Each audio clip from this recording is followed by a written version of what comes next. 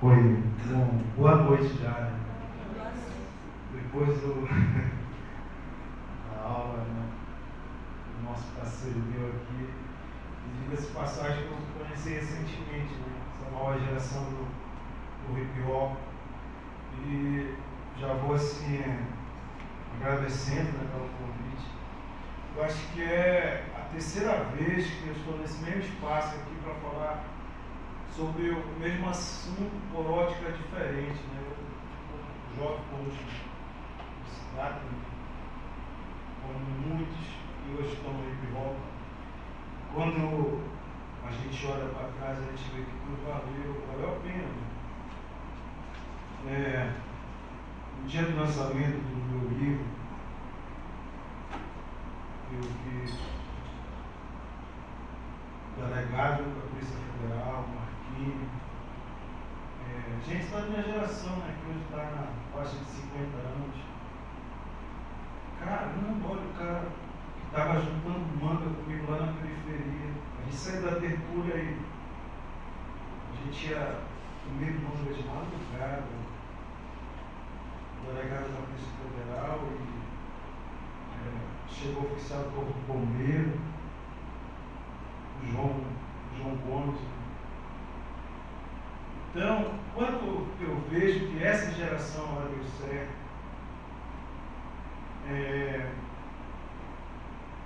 sentimento de dever cumprido que a gente fala, porque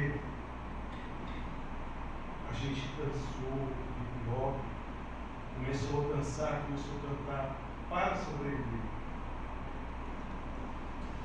Eu sou preto, pobre, periférico. E a minha maior riqueza, eu sou cigano, é hoje ter o meu filho aqui. Só assim, deixa eu respirar.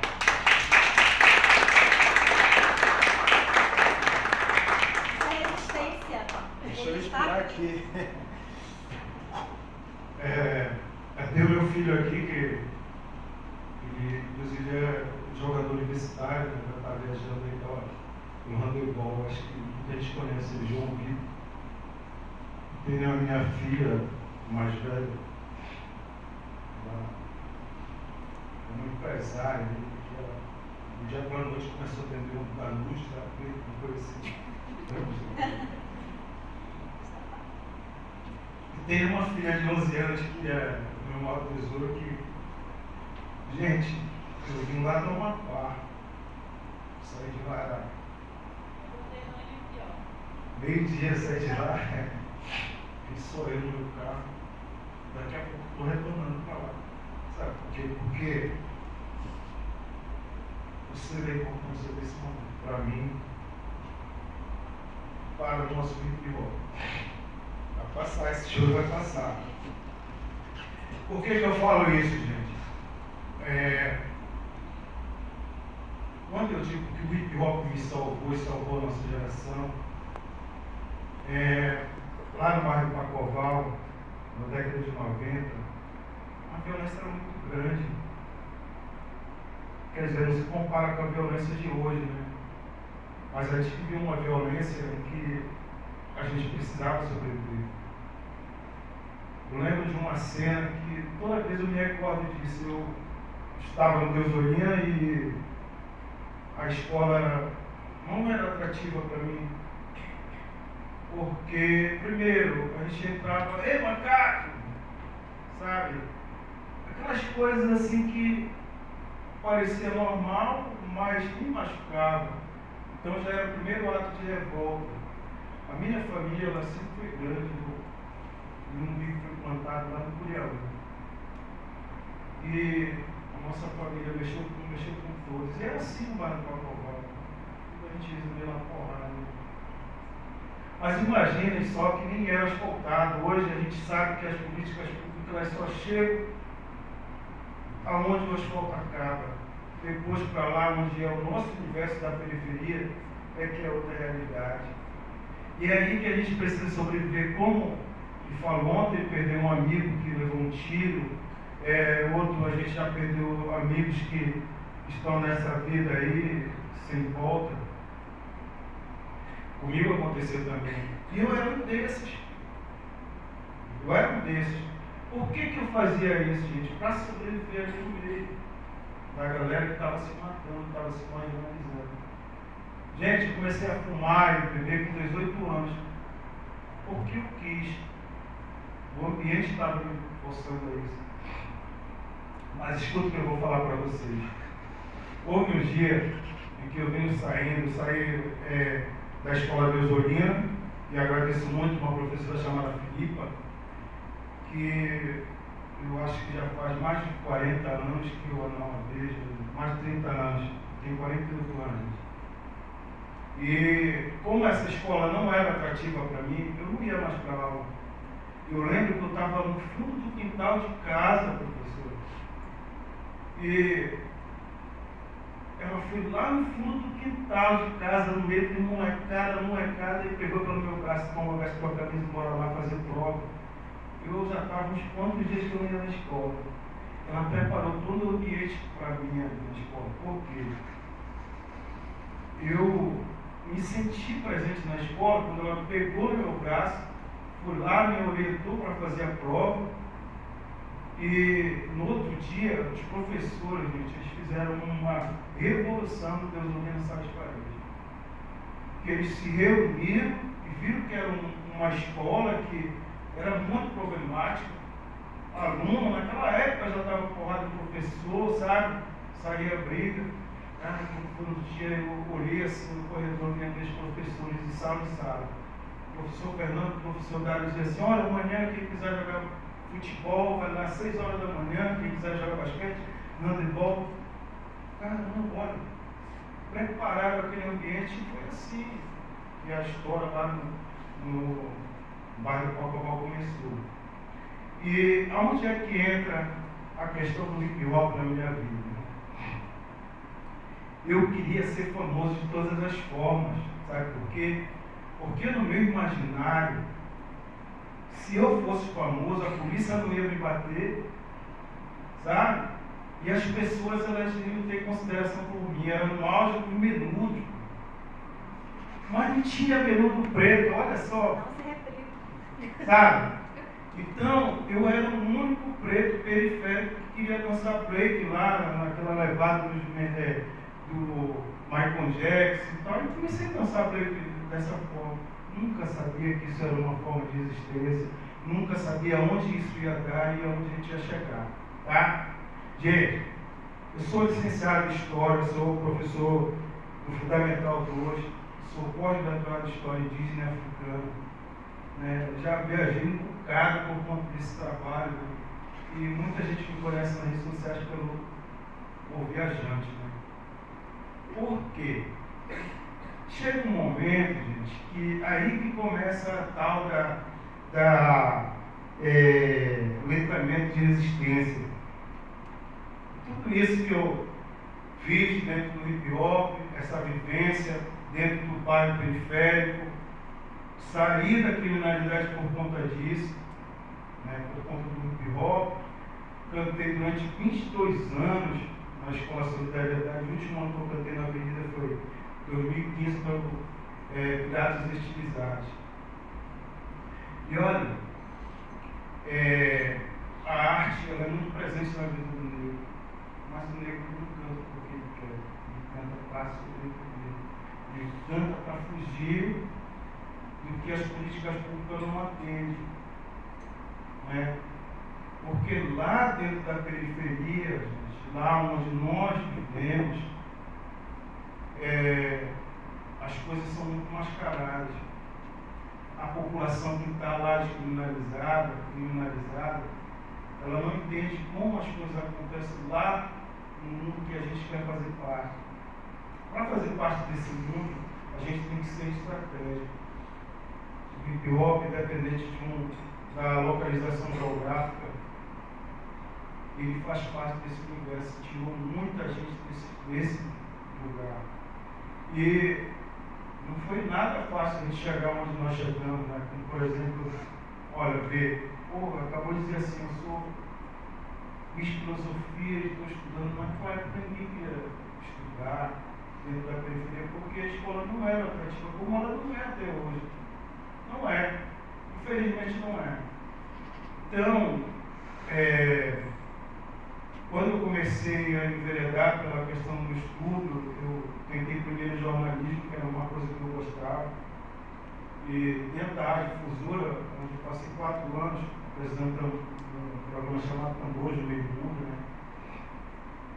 Aí dizia assim, olha, morreu um pioneiro no estado do Amapá. Mas quando fui a ver, esse pioneiro não era preto. Olha, como é que era? 74% da população é negra.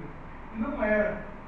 E aí que começa a grande sacada, tanto no hip hop, eu comecei a cantar o hip hop, porque eu fui dançarino primeiro, não dancei o break, mas eu prefiro ficar como lenda, porque hoje não dá mais para competir com a rapaziada que evoluiu tanto, né, na dança do hip hop.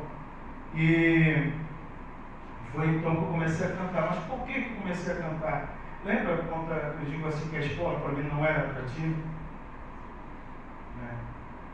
Então eu comecei a observar que a manifestação cultural nossa, da população negra, tem uma comunicação. O negro ele começou a querer sair da escravidão por conta da comunicação. Né? Imaginem só que dentro do navio negreiro vai partindo várias etnias e elas não conseguem se conversar porque um falava diferente do outro.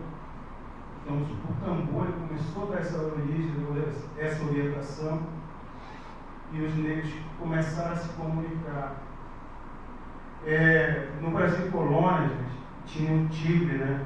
Que era o preto que era responsável para coletar merda. Isso mesmo, merda, jogar lá no rio. Então, a margem ficava às senzalas.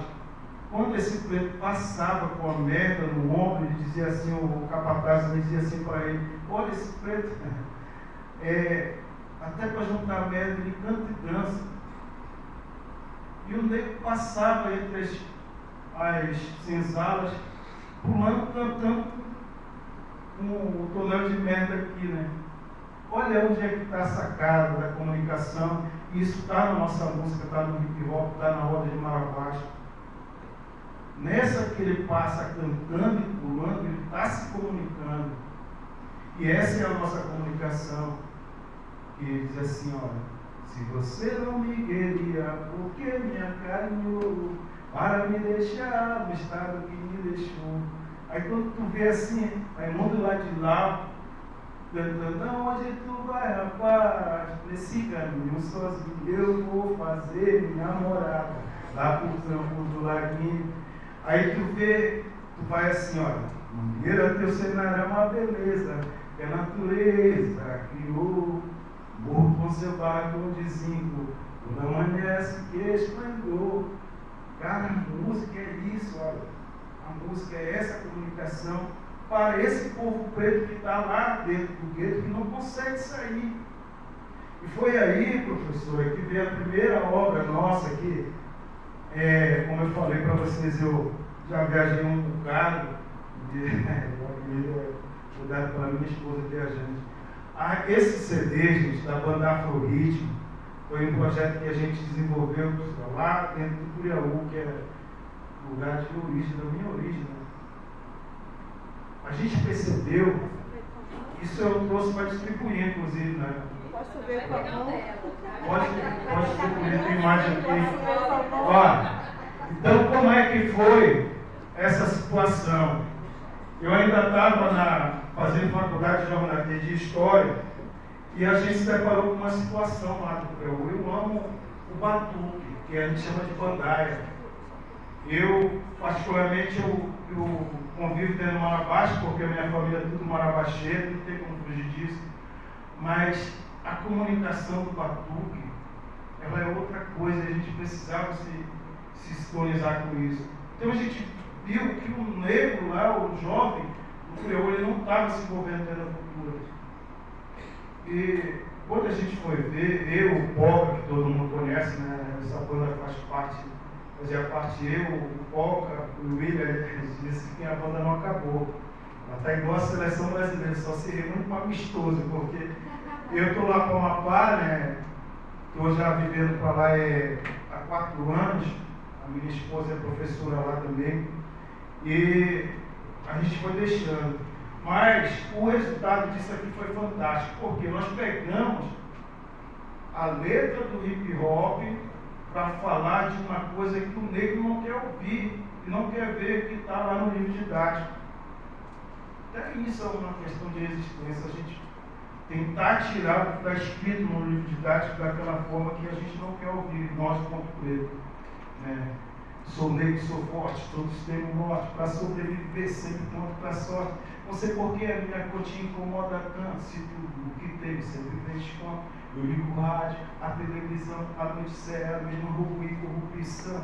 Por conta disso o povo vai passando fome, vai se mantendo pelo povo que come. Não sabe ler e só usa digital para marcar uma vaga da consulta do Hospital Geral. Somos todos descendentes de um mesmo país, europeus chegaram, nos usaram como matriz. E tudo isso ao som da caixa do Marabaixa. Esse CD, gente, nós ganhamos uma premiação nacional do rap brasileiro em 2010. E eu lembro que naquela época, professora, na minha conta caiu 13 mil reais. 13 mil reais. E eu podia gastar, fazer a gastança aqui, todo mundo queria. Mas a decisão foi transformar isso nesse CD. E o efeito foi maior, né? O efeito foi maior, porque a gente começou a mostrar a realidade não só para o quilombo do Curiaú, mas para outros quilombos, e a partir desse trabalho veio o Marabachou, né? Outra linguagem do próprio Marabaixa, a partir do hip hop, e o Festival Cantando Marabaixa ele nasce com essa dinâmica, né? De mostrar o Marabaixa de uma outra forma. E essa banda, né, como eu falei para vocês, a gente vai voltar para apresentar outras músicas, enfim. E aí falando dessa vivência, lá dentro do bairro periférico, em 2010, quando eu me formei, eu escrevi esse livro, Os Bastidores do Hip Hop no Amapá. Por que eu escrevi esse livro? Eu queria mostrar um momento que ele precisava desse registro. Aqui, gente, nessa capa, todas essas pessoas aqui, elas são vivas. Ainda há pouco eu fui visitar o Omar, que é o Aminadab. Mas pensa assim, quando a gente andava em busca de sobrevivência, todo mundo pobre, muito pobre mesmo, que eu nasci numa casa coberta de palha, eu sempre dizia isso, aonde quer que eu vá, onde eu me chamo, eu falo a mesma coisa. Casa coberta de palha, com parede do Curitiba. Né? Tive muito próximo de matar ou de morrer. Mas numa das vezes, gente, que eu vou saindo lá do bairro do Papoval para a escola CCA, uns colegas meus são amigos até hoje, uns morreram. Sabe, eles vão ficar. Quando eu entrei, gente, na casa, eles trancaram o portão. E aí pensa, quando chegou lá, eles já tinham fumado tanta maconha que eles não davam conta de descer. E aí, qual foi? O que foi que aconteceu? Porra, peça isso aqui pra mim. Todo mundo amigo, a gente cresceu junto. Ele, porra, cara, conheceu o moleque careta. Nunca tinha experimentado isso, nunca tinha. Rapaz, aí, desce aí. Aí eu desci o primeiro. Aí ele não sabia, ele não dava conta mais, ele não dava conta de descer o taru, né? Não dava conta de acender. Então eu desci, acendi e passava, né? A fumaça grande, eu vou dar a cachorra manca, né? E fiz isso. Quando eu vi, eu já era um deles, porque eu não sabia descer, não conseguia descer, não conseguia acender, não conseguia passar. Então chamou mais outra, a gente amanheceu nesse dia lá. E eu já estava fazendo aquilo voluntário. Caramba, quando eu cheguei em casa no outro dia, amanhecido, né? Tal, o coração carregado, eu quero isso para mim.